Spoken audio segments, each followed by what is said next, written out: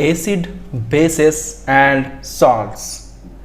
आपने अपने previous classes में कोई खाना जिसे आप खाते हैं उसके कड़वे या खट्टे टेस्ट होने के बारे में पढ़ा था, और कोई भी खाना में कड़वाहट या खट्टापन क्यों होता है इसके बारे में भी आपने जाना था। और किसी भी फूड मटेरियल में अगर खट्टापन या कड़वाहट यानी कि शावर या बीटर टेस्ट होता है तो उसका वजह है एसिड या बेस का प्रेजेंट होना उस फूड मटेरियल में। कोई फूड मटेरियल ऐसे होते हैं जो कि काफ़ी खट्टे होते हैं, सॉर इन टेस्ट। जैसे कि देख रहे हैं कि ये बच्चा जो संतरा खा रहा है और संतरा का टेस्ट इतना खट्टा है कि अपना मुंह बना लिया है। वैसे ही कुछ ऐसे फूड या वेजिटेबल्स भी होते हैं जिनमें एसिड्स पाया जाता है, जिसके वजह से वो फूड मटेरियल, वो फ्रूट्स या वेजिटेबल्स खट्टा लगता है। वैसे ही कुछ डेली यूजेस के सामान ऐसे भी हैं जो कि बीटर होते हैं टेस्ट में, जैसे कि टूथपेस्ट, जैसे कि साबुन, जैसे कि दंतमंजन जो हम लोग यूज़ करते हैं सुबह सुबह अपने मुंह अपने दांतों को साफ करने के लिए, अपने मुंह साफ करने के लिए। यानी कि हमारे डेली लाइफ में बहुत सारे ऐसे एग्जाम्पल्स हैं जहां हम एसिड्स या बेसेस के प्रेजेंस को फील करते हैं बाय देयर टेस्ट। उनके स्वाद को चख करके हम ये पता करते हैं कि कौन सा फूड मटेरियल में एसिड है और कौन से फूड मटेरियल में बेस प्रेजेंट है। ये जो इंसान है इसको एसिडिटी हुई है।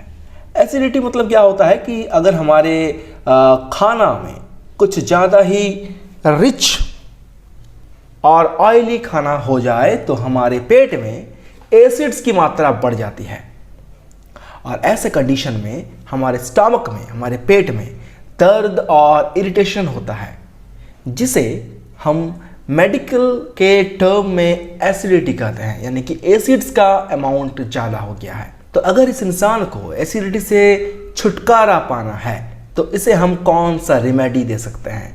क्या इसे हम बेकिंग सोडा दे सकते हैं, या इसे हम लेमन जूस दे सकते हैं, या इसे हम विनेगर दे सकते हैं? इनमें से कौन सा ऐसा होम रेमेडी है जिसे हम इसे दें तो इसका पेट दर्द या इरिटेशन कम हो जाएगा? आप अपना कॉमन सेंस यूज करें और बताएं कि कौन सा मटेरियल इसके लिए सही होगा। तो डेफिनेटली इन सब में से बेकिंग सोडा ही सबसे ज़्यादा असरदार होगा इसके पेट में दर्द को कम करने के लिए। लेकिन क्यों बेकिंग सोडा ही क्यों? लेमन जूस या फिर विनेगर क्यों नहीं? तो उसका उत्तर यह है, because baking soda is a base which neutralizes the excess of acid in our stomach। क्योंकि बेकिंग सोडा एक बेस है जो हमारे पेट में प्रेजेंट एक्सेस एसिड के अमाउंट को न्यूट्रलाइज करता है। यानी एसिड जब बेस से मिलते हैं ना तो आपस में वो न्यूट्रल हो जाते हैं, और ना तो एसिड का रिएक्टिविटी रह जाता है और ना ही बेस का असर रहता है, दोनों आपस में न्यूट्रल बन जाते हैं। चलिए, ये सब तो बेसिक चीजें थी जो एसिड्स और बेस के बारे में हमें एक बेसिक आइडिया देता है। लेकिन how we test sour or bitter substances without tasting them? हम किसी भी sour या bitter टेस्ट वाले सब्सटेंस को बिना चखे कैसे पता करें कि उसका स्वाद खट्टा है या कड़वा है? यानी कि आसान शब्दों में कहें तो वो एसिड है या बेस है। बिना चखे कैसे पता करें? अब एसिड्स को या बेसिस को हम चख नहीं सकते हर बार, क्योंकि ये हमारे बॉडी के लिए हार्मफुल होते हैं। तो हम इस केस में एसिड या बेस को चख तो नहीं सकते, लेकिन बिना चखे हम किसी भी सब्सटेंस को एसिड या बेस कैसे कहें? तो इसका आंसर हमारे पास है, we test sour or bitter substances without tasting them by the help of litmus paper। हम किसी भी एसिड या बेस या फिर sour और bitter substances को टेस्ट कर सकते हैं लिटमस पेपर के हेल्प से। जी हाँ, लिटमस पेपर जो कि कुछ इस तरह का दिखता है, ये एक बेसिकली पेपर होता है, कलरफुल पेपर होता है जो कि आपको स्क्रीन पे दिख रहा है, ऐसे ही कुछ इस पेपर होते हैं। Basis change the colour of red litmus to blue. ये जो आपको पेपर दिख रहा है, ये पेपर्स अपने कलर को चेंज करके हमें इंडिकेट करते हैं कि सामने रखा हुआ सब्सटेंस एसिड है या बेस है। जैसे कि यहां देख रहे हैं कि बेस जो होते हैं वो रेड लिटमस को ब्लू कर देते हैं। कैसे ये काम होता होगा, चलिए देखते हैं। सपोज कर ले कि हमारे पास एक सब्सटेंस रखा हुआ है, एक सॉल्यूशन है, हम इसमें एक रेड लिटमस इंसर्ट करते हैं तो देखें कि ये रेड लिटमस का कलर ब्लू हो गया। और इस कलर के चेंज को देखते हुए हम ये कह सकते हैं कि ये जो सब्सटेंस है ये बेस है। बिना इसे चखे हम बता सकते हैं कि ये सब्सटेंस एक बेस है। वैसे ही एसिड्स जो होते हैं वो ब्लू लिटमस को रेड कर देते हैं। कुछ ऐसा, मान ले मेरे पास एक ब्लू लिटमस है तो उसको जब हम डालते हैं एक सब्सटेंस में तो देखें ये सब्सटेंस उस ब्लू लिटमस को रेड कर दिया।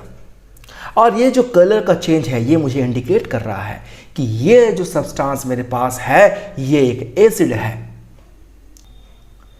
तो यहां जो एक वर्ड यूज हुआ है लिटमस, ये लिटमस क्या होता है? Litmus is a natural indicator.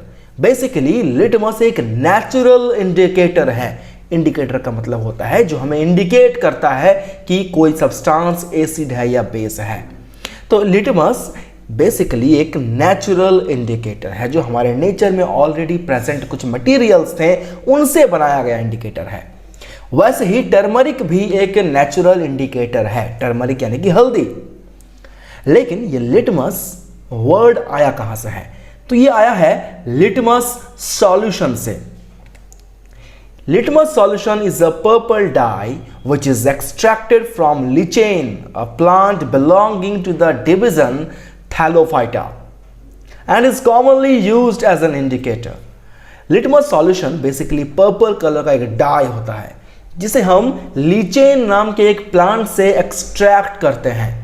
ये जो लीचेन नाम का प्लांट है ये बेसिकली थैलोफाइटा जो डिवीजन है प्लांट के ग्रुप है उसको बिलोंग करता है। और इसी प्लांट के एक्सट्रैक्शन से ही हम लिटमस सॉल्यूशन तैयार करते हैं। लिटमस सॉल्यूशन कुछ इस तरह के कलर में आते हैं,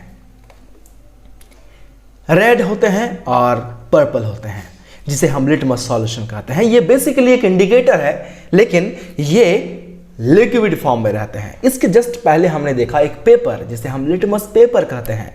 वो लिटमस पेपर एक मैन मेड इंडिकेटर है, सिंथेसाइज्ड इंडिकेटर है जो कि लिटमस सॉल्यूशन को पेपर पे लगाने के बाद, पेपर पे उसको यूज करने के बाद वो तैयार हुआ है।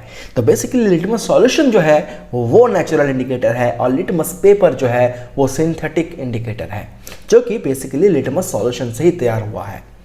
तो लिटमस सॉल्यूशन की तरह ही रेड कैबेज जो होता है ना, ये भी एक नेचुरल इंडिकेटर है जो अपने कलर्स को चेंज करके हमें इंडिकेट करता है कि मेरे पास जो सब्सटेंस है वो एसिड है या बेस है।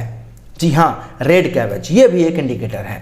इसी की तरह हाइड्रेंजिया ये एक नेचुरल इंडिकेटर है जो अपने कलर को चेंज करके हमें इंडिकेट करता है कि मेरे पास सब्सटेंस जो है वो एसिड है या बेस है।